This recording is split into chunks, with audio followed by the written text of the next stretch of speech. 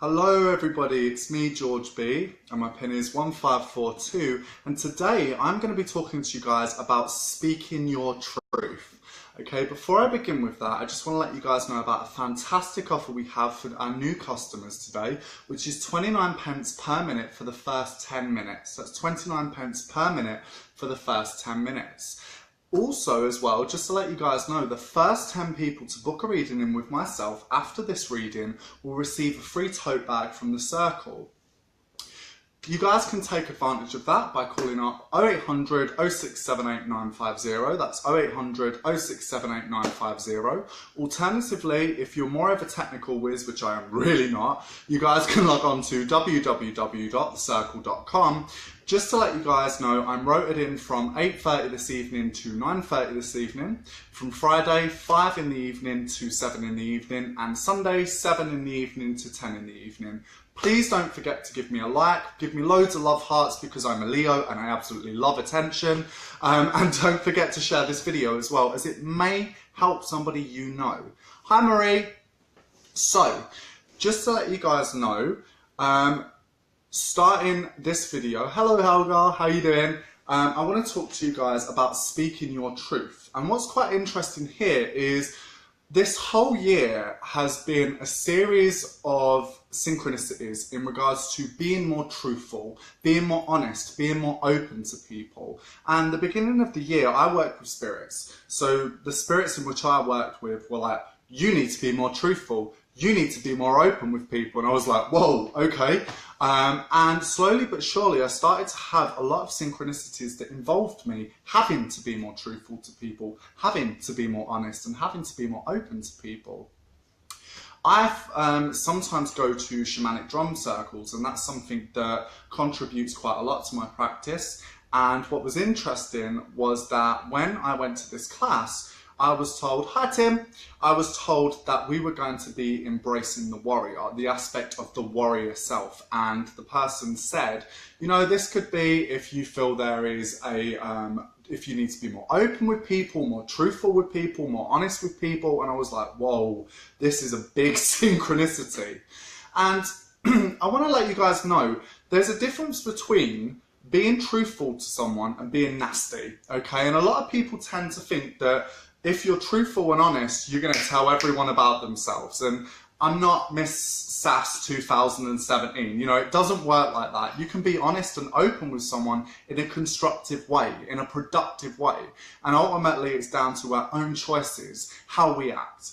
And by being honest and by being truthful to someone, I feel, shows that person the utmost respect. Because if you're not honest, if you're not open, if you're not truthful to people, then it's kind of showing that the respect kind of isn't there. Whereas if you're telling that person how it is, no matter how uncomfortable it may feel for you at the time or for them, ultimately you're telling them the truth, and that is going to benefit them more. And that is important. By doing that, you are showing that respect for someone. And the thing is as well, a lot of people sort of say, you know, wow, you're very outspoken, you know, and you're meant to be spiritual, kind of like, you know, all very airy-fairy and chilled out. And it's not always like that, you know. And the thing is, that is being spiritual. That is a massive, a caring honesty, exactly, Tim. That is a massive part of being spiritual, finding that warrior self, finding that aspects of ourself, finding that inner strength, and having that ability to either stand up for ourselves in a productive way, finding that inner strength to push ourselves forward. Helga, having to make it more comfortable, the thing is, it kind of doesn't really get more comfortable. You need to look at yourself, and ultimately finding that warrior aspect makes it more comfortable for you, makes it more bearable for you. And I think with other people's situations may not be as comfortable, but ultimately when you find that inner strength of who you are, you benefit you more and it's more comfortable for you as an individual. I hope that makes sense. And the thing is as well, in order to be true to us, in order to be true to other people, we have to be true to ourselves. There's no point being truthful with someone if you can't even look at yourself in the mirror and own up to your own truths. And that is kind of the blunt of it, really. You know, how are you going to be honest and truthful with someone if you can't even be truthful about yourself? And by being truthful about yourself, you develop a lot more as a person. So for instance, you can't tell someone, you know, you have insecurities about your body and you need to love yourself more when you yourself have them and you don't love yourself. Yay, I'm glad it makes sense. But you know, how can you tell someone to love themselves more and act on that if you're not doing that yourself? And ultimately that is a massive part of it. That is a huge part of it. In order to be honest and open with other people, we have to look at ourselves, and that's a massive integral part of it. I'm still learning, by the way. I'm not like the master of truthfulness, and I am still in that learning process. Now, I want to tell you guys about some tarot cards, because I am a tarot geek and I love tarot, that correspond with truth, correspond with honesty. So, first of all, these two main cards here, we have Justice and the Ace of Swords. Now, Justice normally represents balance. It represents the scales being balanced. It represents loyalty. It represents fairness, equality. It represents things being balanced right. But it can also mean other things as well. But it actually also means truth and honesty. And by being truthful and honest, we are being fair. We are being balanced within ourselves and within the situations around us. The other card that I like, and I love this card, when I get this card for a reading, I have a moment where I'm like, because it's really exciting, is the Ace of Swords. Now, the Ace of Swords represents that aha moment. It's that light bulb at the back of the head that goes ping. It's that penny that drops. It's that moment of sudden clarity, and it's such an exciting card to get in a reading, but it also corresponds with truth. For instance, if you look at this sword here, at first, looking at the sword, it's a bit like, it's that uncomfortable moment. It's that moment. But look what's on top of the sword. A crown. Victory. Success. Victory for ourselves. People can hold a sword and they can do damage with a sword and they can do positive things with a sword.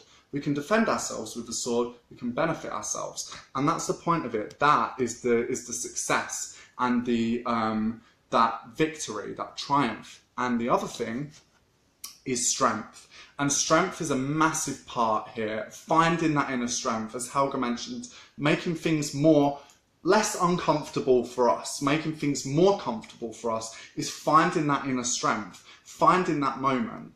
And truthfulness and honesty and directness comes in very much to when I read with people to my job.